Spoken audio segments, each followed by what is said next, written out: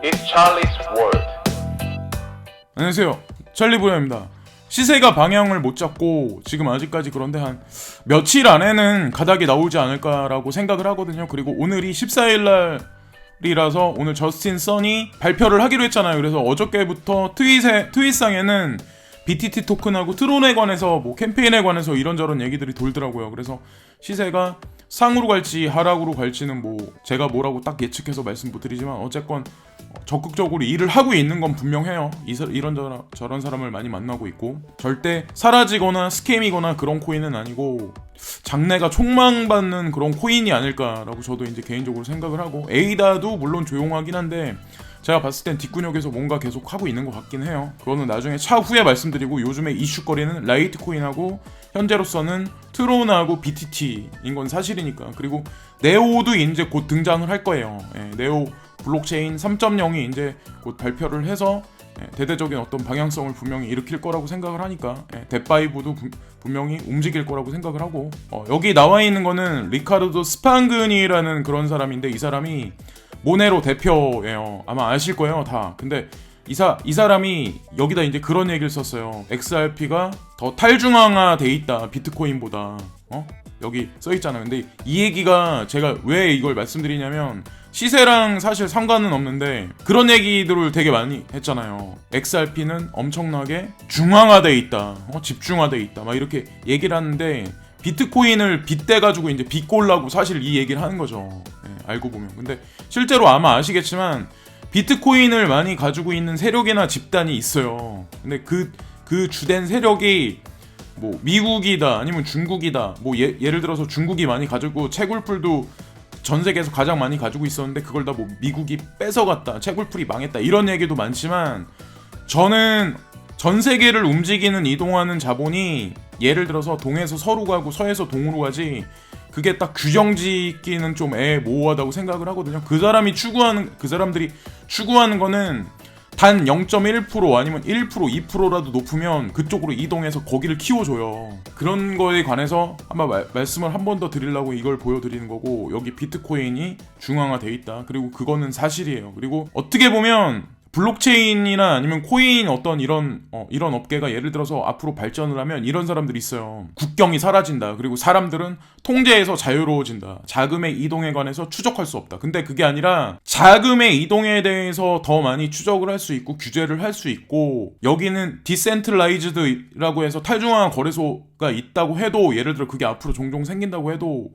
앞으로 중앙화된다는 거죠. 권력도 집중화되고 자본의 흐름도 집중화되지, 탈중앙화 된다면 뭐하러 부익부 빈익빈이 뭐하러 그게 앞으로도 심화가 돼요. 그건 말이 안 맞잖아요. 어폐가 안 맞는 거지. 그리고 여기 나와 있는 거는 NEM인데, 제가 이걸 보여드린 이유는 시세를 제가 요 며칠 봤어요. 근데 저는 예전에는 NEM을 투자를 했었는데 요즘엔 하진 않거든요. 근데 괜찮은 코인이라는 건 알아요. 근데 루머가 재단이 파산했다, 재단이 뭐 자금을 제대로 안 써가지고 뭐 파산해서 새롭게 만들었다, 이런 얘기도 있었잖아요. 근데 저는 좀 약간 그런 루머 같은 것도 의구심을 좀 많이 갖는데, 요즘에 이렇게 트위터를 보면 많은 일을 지금 업그레이드를 하고 많은 것을 지금 발표를 하거든요. 그래서 지금 만약에 시세가 안 움직이더라도 향후 머지않은 시간 내에 아마 NEM을 가지고 계신 분들, 홀딩하고 계신 분들은 기다리신 만큼 아마 보람이 있는 어떤 그런 결과가 나오지 않을까. 그러니까 제가 항상 말씀드리지만 스텔라 루멘이라든가 뭐 예를 들어서 비트코인 캐시라든가 NEM이라든가 하여튼 루머가 좀 집중돼서 껴있던 코인들 있잖아요. 그거는 오히려 대중들이 생각했을 때는 쓰레기다, 막 안 좋다, 이거는 패망이다, 뭐 그렇게 생각을 하시는데, 오히려 그거를 반대로 생각해야 된다는 거죠. 근데 그게 시총이 작은 코인들, 예를 들어서 보잘것없는 코인들, 커뮤니티가 강하지 않은 코인들은 적용이 안 되는데, 커뮤니티가 전 세계적으로 좀 약간 강력하게 포진되어 있거나 자본 규모도 어느 정도 가지고 있었던 데는 오히려 루머가 역으로 회전할 확률이 되게 높거든요. 그래서 이것도 어디까지나 투자하라는 의미는 아니고, 이런 식으로 저는 바라본다에 관해서 한번 말씀드렸고, 그리고 이거 같은 경우는 이것도 사실 어저께 캡처를 했는데, 바이낸스가 피아트머니에 관해서 익스체인지에서 지금 받기 시작을 했잖아요. 그래서 예전에는 크레딧 카드도 사용할 수 없고, 근데 바이낸스에서 크레딧 카드를 사용해서 XRP를 구매할 수 있게 그렇게 만들어 놨잖아요. 신용카드로 이용해. 근데 피아트머니로 여기 거래를 할 수 있게 사람들이 지금 하루에 5,000명에서 10,000명 정도가 전 세계에서 지금 등록을 하고 있대요. 이거에 관해서 한 번 더 이제 말씀을 드리는 거죠. 근데 어떻게 보면 시장이 살아나지 않는 거는 사실이긴 하지만 이렇게 지금 관심을 갖고 들어오는 사람들이 있다는 거에 관해서는 한번 인지들을 다들 하셔야 된다는 거고, 그리고 이거 같은 경우도 다시 보시면은 2월 달에 뉴 파인데이션 업데이트라고 여기 써 있는데 NEM이 딱 마크잖아요. 이 색깔 자체가. 그래서 제가 NEM에 관해서 뭐 그걸 포커스를 맞추자 이런 의미가 아니라 괜찮은 코인인 건 사실이기 때문에, 그래서 뉴스가 많이 나오면 많이 나오고 하면 저는 좀 그거에 관해서 좀 관심을 많이 갖거든요. 그리고 만약에 리트윗이 많이 없거나 하트가 많이 없어도 괜찮은 코인이 만약 그렇게 움직이면 분명히 향후 어떤 방향성이 분명히 일어나요. 나긴 나요. 분명히 한두 번은. 그래서 한 번 더 말씀드렸고, 그리고 여기 이거 같은 경우는 이것도 사실 어저께 이제 캡처했는데 제가 방송은 못했어요. 근데 바이낸스에서 아마 지금 코인리스에도 아마 이 뉴스를 내보냈지만 여기 지금 보시면 USDS 페어에서 USDT 그리고 USDS 페어에서 팍스죠. 팍스. 이거 차이니스 쪽에 약간 중국 성향 가까운 스테이블 코인이고 USDS 그리고 TUSD 여기 나와 있고 마지막에 USD C라고 여기 나와 있잖아요. 그래서 여기 보시면은 제가 이걸 뭘 말씀드리냐면 스테이블 코인하고 스테이블 코인 페어하게 만들어 놓은 거예요. 그래서 지금 이상하다고 생각 안 하세요? 스테이블 코인하고 스테이블 코인을 각각의 스테이블 코인이 존재가 틀리게 이루어지고 이동이 틀리게 이루어질 수도 있는데 그거에 관해서 트레이딩에 관해서 페어할 수 있게 그 플랫폼을 만들어 버린 거죠. 그 얘기는 뭐냐면 어떻게 보면 동일화 시켜버리는 거죠. 그러니까 다변화시키는 게 아니라 일원화시키고 동일화시켜버리는 거죠. 통화에 관해서 이렇게 말씀드리면 좀 애매모호할 수도 있지만 어쨌든 여러 가지 동전이 있을 때 여러 가지 국가의 동전이 있는 거를 단일화시키고 통일화시켜버린다는 어떤 그런 개념으로 바라보면 좋지 않을까. 그래서 이렇게 돼서 만약에 페어에서 움직이면 이 자금들은 또 어딘가에 또 흘러가겠죠. 그래서 지금 우리가 크립토커런시 같은 것도 마찬가지고 전 세계에 있는 피아트머니 뭐 달러라든가 유로화라든가 뭐 위엔화라든가 엔화라든가 원화라든가 이런 것도 차후에는 아마 이런 식의 페어가 돼서 나중에는 그게 단일화되고 일원화될 거라고 저는 생각을 하거든요.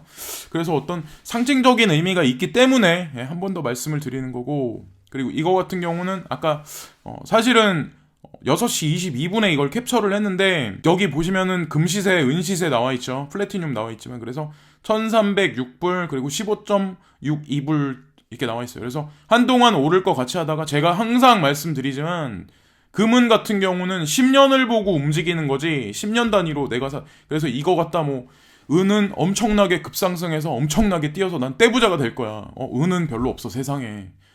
금은 위기가 닥치고 경제가 붕괴되면 달러의 위기가 생기고 유로가 붕괴되면 금이 엄청나게 뛸 거야. 근데 제가 항상 말씀드리잖아요. 비트코인 ETF라는 게 세계에서 지금 보면은 미국 자산시장에 주식시장에 예를 들어서 나스닥 이런데 예를 들어 상품거래소에 금이라는 존재가 상징적으로 골드에 대체되는 어떤 그런 상징적인 의미로 만약에 대체가 되면 골드하고 실버라는 존재가 어떻게 되냐는 거죠.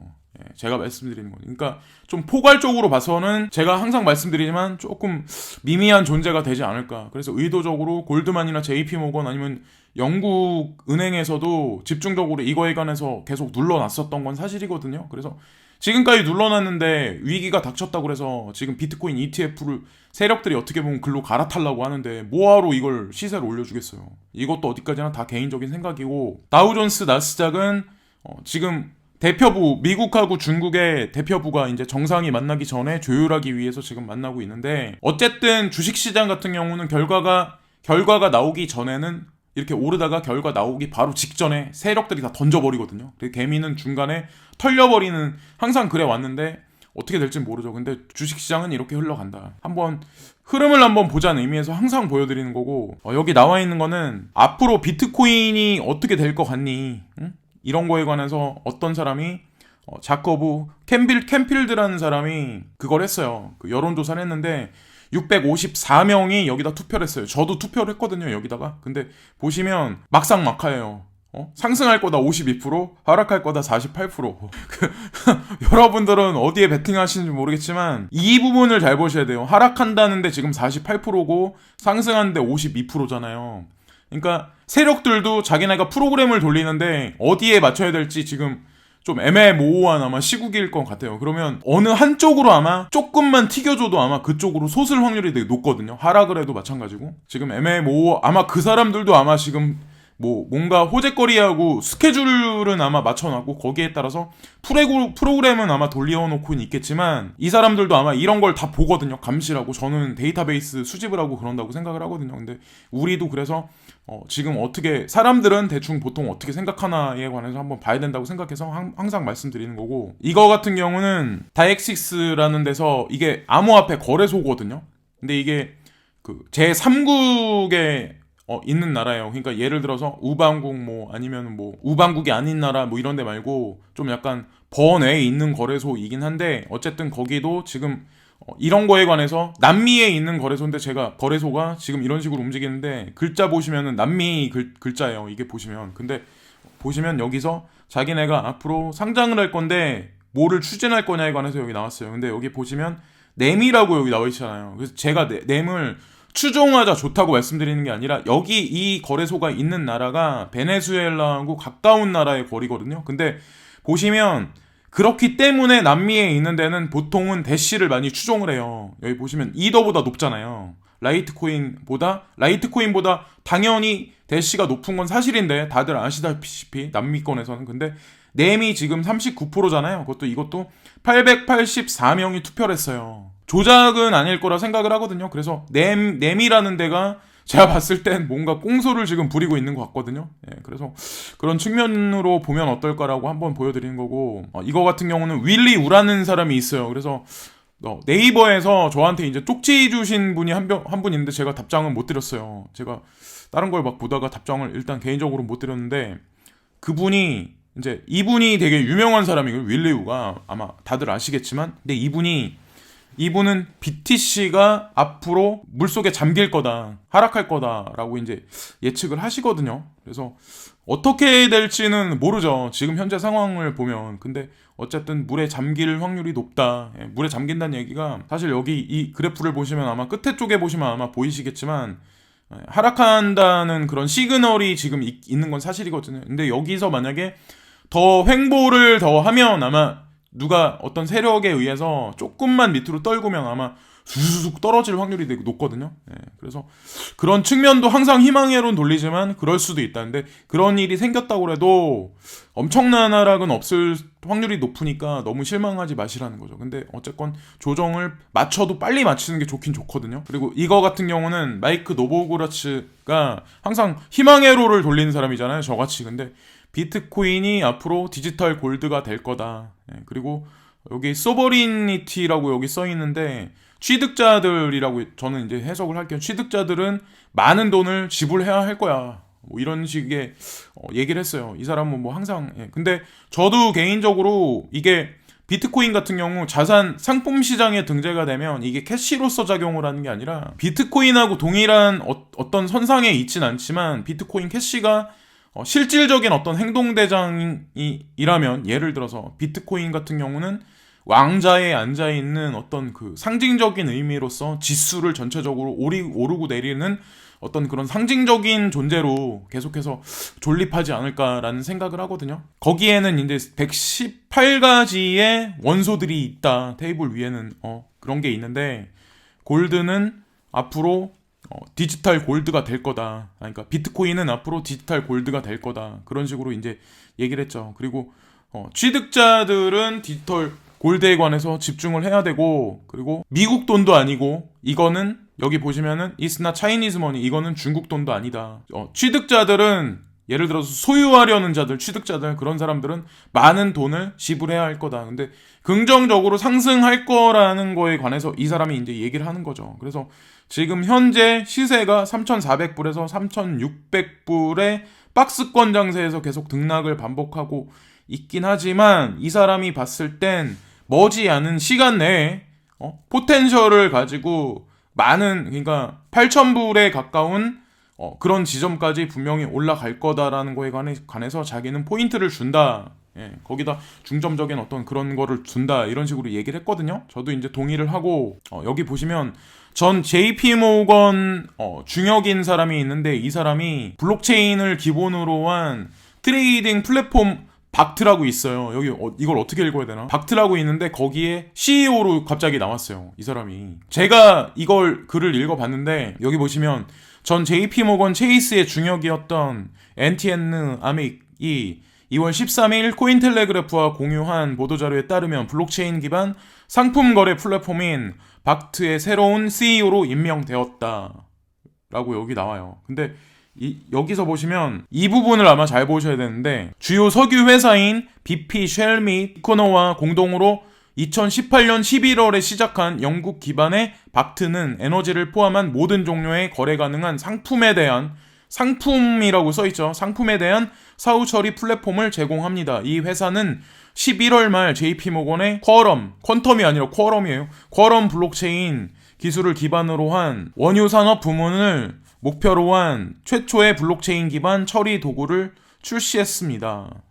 라고 여기 나와 있잖아요. 그래서 제가 이것도 이제 개인적인 생각이긴 하지만 상품 지수에서 중요한 게 이제 ETF에 비트코인 ETF가 등장하는 건데, 그 전에 미리 제가 생각했을 땐 백캣 거래소, 벡트 거래소가 나오기 전에 미리 한번 이걸로 작년서부터 해가지고 살짝 밑에 시장에서 먼저 워밍업을 하고 있는 게 아닐까. 그리고 나중을 대비해서 미리 이것도 준비를 하고 있는 게 아닐까라는 생각을 하거든요. 기관들도 어쨌든 지금 이런 식으로 준비를 하고 있는데, 여기에 참여되어 있는 뱅크들이 또 유명한데, 여기 보시면 암노 여기 들어가 있죠. AMRO 암노 들어가 있고 ING 들어가 있죠. 그리고 소시에테 제네랄 들어가 있죠. 유명한 데는 다 들어가 있으니까 나중에 지켜볼 일이긴 하고, 그리고 이거 같은 경우는 이오스가 두 번째로 많이 상승을 했다. 크립토 마켓에서. 그래서 제가 몇 프로 상승했나 라고 이렇게 딱 봤는데 6% 상승했더라고요. 근데 예전 같으면은, 그러니까 뭐 6% 상승하면 이제 껌인데, 지금 같은 경우 6% 상승해도 감지덕지한 거죠. 고마운 거죠, 엄청. 코인텔레그래프에서 그런 얘기를 다뤘고, 그리고 이거 같은 경우는 뉴질랜드 경찰 당국에서 크립토피아의 거래를 다시 재개하기 위한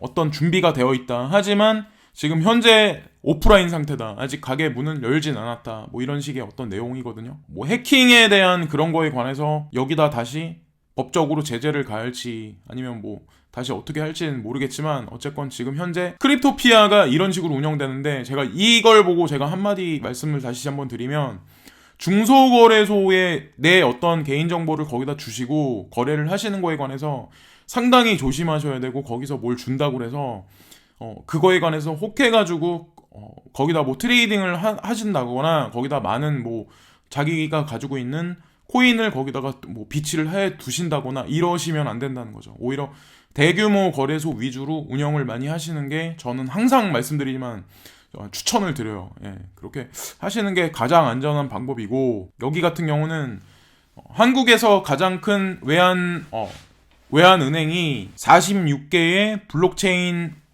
특허에 관해서 출원했다. 특허를 이제 출원됐다. 이런 내용이에요. 이게 지금 보시면. 근데 제가 이걸 딱 보고 어떤 생각을 했냐면, 한국이라는 나라를 예를 들어서 우리나라 뭐 별것도 아니야. 근데 저는 우리나라가 앞으로 잘 살 거고 지금보다 훨씬 나은 강대국이 될 거고 괜찮은 나라라고 항상 생각을 하고, 예전엔 그런 생각이 없는데 다른 나라 돌아다니면서 고생을 많이 하고 이런저런 걸 많이 보고 그 결론을 내린 거는 사실 그렇거든요. 한국이 살기 좋구나 라는 걸 결론 내렸어요. 제가 항상, 저 애국자는 아니에요. 솔직히 애국자 아니고, 저도 예전에는 한국 사람들 많이 디스하고 막 그렇긴 했는데, 지금은 오히려 한국 사람이 여러 면에서 뛰어난 면도 많고 머리도 좋고 근면하고 성실하고 그런 건 사실 인종적인 특성으로 따졌을 때, 개별로 따졌을 땐 우수한데, 이게 집단으로 가면 한국 사람들은 이상하게 변하더라고요. 사람들이 서로 이권 다툼, 그리고 서로 디스하고 서로 고발하고, 해외에서도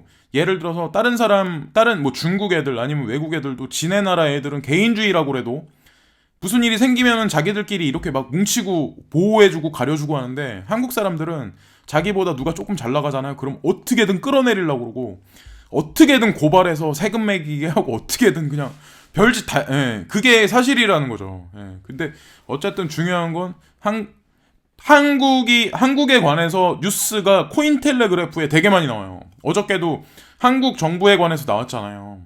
한국 정부에 관해 나왔고 스마트 시티에 관한 것도 아마 앞으로 되게 많이 나올 거예요. 우리가 보지 않는 뉴스들 그런 것도 되게 많이 나오고 지금 이거 보시면 이런 어떤 특허를 내는 데가 우리나라뿐만 아니라 다른 데도 있을 거 아니에요. 근데 왜 대표적으로 이렇게 냈을까요? 잘 생각을 해보셔야 된다는 거죠. 보시면 그래서 한국의 가장 큰 외환은행 그리고 하나은행이 46개의 블록체인 특허에 관한 거를 제출했다. 비즈니스 기술 뉴스 웹사이트 GDNet은 2월 13일에 보도했습니다. 라고 이런 식으로 나오죠. 여기 이 뉴스 같은 경우는 이게 시장에 뭐 호전적으로 반영할 거다라고는 말씀 못 드리지만 나스닥에 추가가 됐어요. 새로운 코인에 관한 비트코인하고 이더리움의 인덱스 지수가 이달 안에 이제 거기 상당히 될 거다. 지수에 관해서 이제 등재가 될 거다라는 거 그런 내용이거든요. 그래서 이게 어떤 역할을 할진 모르죠. 근데 저는 이번 연도 말에 벡트거래소라 지금 그런 얘기들이 많잖아요. 벡트거래소가 이번 연도 말에 그리고 ETF가 이번 연도 말이라고 그렇게 얘기들이 나오지만 지금 나스닥에서 이렇게까지 움직인다는 얘기는 향후에 비트코인 ETF 승인이 어느 정도 가시권 안에 있다는 얘기고 거기다가 더 나아가서 이더리움이 신청이 됐는지 안 됐는지 모르겠지만 이더리움도 차후에 아마 들어갈 거예요.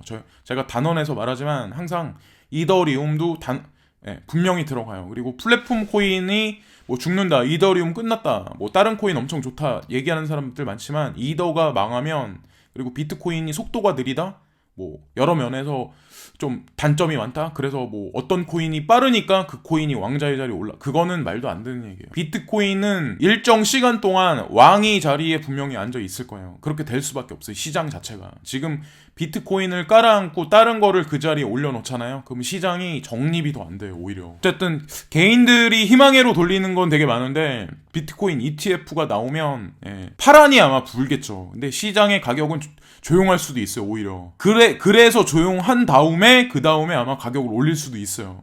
개인들이 별거 없네. 이 시장 죽었구나 할 때 올릴 수도 있다는 거죠. 그래서 제가 말씀드리는 거는 중장기로 거시적으로 보시고 그냥 거머리같이 붙어 있는 게 낫다는 거죠. 이 시장을 떠나지 말고. 나스닥은 2월 25일에 크립토 커런시 가격을 추적하는 새로운 지표 2개를 발표할 예정입니다. 2월 12일 날 웹사이트 업데이트를 발표했습니다. 여기 나오죠. 그래서 두 지수는 iOS CO 주요 원칙에 대해 독립적으로 검사된 방법론을 사용하여 계산됩니다. 마이 이더 월렛에서 여기 보시면은 대형 거래소에서 더 많은 이제 뭐 몇십 개 되는 코인에 관해서 거래를 할 수 있게 그거에 관해서 마이 이더 월렛에 지원을 해준다. 그래서 수합되는 어떤 그런 형태로 마이 이더 월렛이 진화가 될 거예요. 지금까지는 아마 그렇게 안 됐지만 그래서 그런 거에 이것도 아까 바이낸스에서 USDC 아니면 USDT에 관해서 페어 거래가 다시 스테이블 코인과 스테이블 코인이 거래돼서 일어나야 되는 어떤 그 체계가 있잖아요. 이것도 마이 이더 월렛도 그렇지 않았었는데 지금 보시면은 ERC20만 종합적으로 움직이고 그랬었는데 지금 다른 것까지 이런 식으로 움직이면 이게 어떻게 되겠어요. 민불, 윈불 같은 그런 어떤 익명성 기술이 라이트코인에 적용된다는 거를 저는 한 번도 생각해 본 적이 없거든요. 거기다가 속도 느리다, 너 죽었다, 라이트닝 기술 추가되잖아요. 그렇게 되는 거죠. 그러니까 플렉시블하게 어떤 사고를 가져야 되지 딱 이렇게 고정관념이나 이건 이거 1은 2, 1은 1이고 2는 2 이렇게 딱 가지면은 좀 이런 세계나 아니면 사업적인 것도 아마 세상을 바라보는 눈도 저는 그건 좀 단적인 게 많다고 생각을 하거든요. 마이 이더 월렛과 체인질리의 협력은 해당 커뮤니티 익스체인지의 다중수합 기능을 사용할 수 있음을 의미합니다. 이 기능은 100개가 넘는 크립토 통화에 대한 문호를 열어주고 전환 중 환율을 향상시키는 데 도움이 됩니다. 그리고 이거 같은 경우는 알트코인 빔이라고 나오잖아요. 그래서 빔 프라이버시라고 민불 그 기술을 쓰는 그 코인 회사가 있잖아요. 그래서 그게 지금 보시면은 라이트닝 네트워크하고 같이 움직일 거다. 합작을 했다. 그런 식으로 지금 나오는 거거든요. 라이트코인이 이제 종합적으로 이런 여러 가지 기술이 채용을 해서 올해 이제 밤감기도 있고 8월 달에 그리고 여러 가지 이슈거리들이 있기 때문에 시세가 잠정적으로는 아까 어제 보니까 덜어낸 사람들 아마 좋겠죠. 근데 조정이 깊은 조정에 들어갔더라고요. 근데 그게 끝난 건 아니라는 거죠. 프라이버시 코인 빔은 2월 12일에 빔이 발표한 논문에 따라 민불 호환 라이트닝 네트워크를 도입할 계획이라고 발표를 했습니다. 여기 보시면은 차이니스 자이언트 웰컴스 퓨처 블록체인 여기 써 있는데, 여기 이게 사실은 네오에 관한 얘기거든요. 그래서 네오 3.0에 관해서 발표를 시애틀에서 이제 하게 되는데, 네오 데프콘이죠. 그래서 그 티켓에 관해서 무료로 배포를 해줄 거니까 많은 사람들이 와줬으면 좋겠다에 관해서 코인텔레그래프에서 지금 얘기를 하는 거죠. 그래서 내용이 뭐가 나오냐면, 네오는 2월 16일에서 2월 17일까지 시애틀에서 열리는 2월 네오 데프콘에서 많은 업그레이드된 3.0 업그레이드에 대한 세부 사항을 발표할 것이라고 약속했습니다. 그래서 2월 16일 날 2월 17일, 제가 예전에 다른데 커버된 사진을 올렸는데 거기 제가 날짜를 잘못 기억했던 걸 거기 써가지고 죄송하고요. 근데 여기 보시면 2월 16일, 17일, 그리고 오늘이 2월 14일인데 오늘은 트론에서 발렌타인데이 캠페인에 관해서 발표를 할 거라고 했었는데 이미 어느 정도 나오고 있는 것 같고, 이따 나오면 다시 한번 말씀을 드릴 거고, 그리고 내일이 중국에서 블록체인 규제안에 관해서 나온다고 했거든요. 근데 규제라고 그래서 그 언어 그냥 한국적인 말로 따지면 규제라고 그래서, 예를 들어 규제한다는 얘기는 속박한다, 뭐 구속한다, 없앤다, 뭐 이런 부정적인 의미잖아요. 근데 규제가 있어야 어느 정도 가이드라인이 있고 그 안에서 성장할 수 있는 어떤 테두리를 만들어낸다고 생각을 하거든요. 근데 규제라는 단어만 잘 모르시는 분들은 규제가 없기 때문에 사실 이 시장이 죽어 있는 거지, 규제안이 사실 올바르게 나오고 바람직하게 나와야 이 시장이 살아요. 한국말, 한국 단어 해석을 조금 다르게 좀 해석들을 하셨으면 좋을 것 같고, 여기 보시면 네오 3.0으로 업그레이드 하면 트랜잭션 속도가 빨라지고 안정성이 향상되며 스마트 계약을 위한 확장된 응용 프로그램으로 프로그래밍 인터페이스가 제공될 것으로 예상됩니다.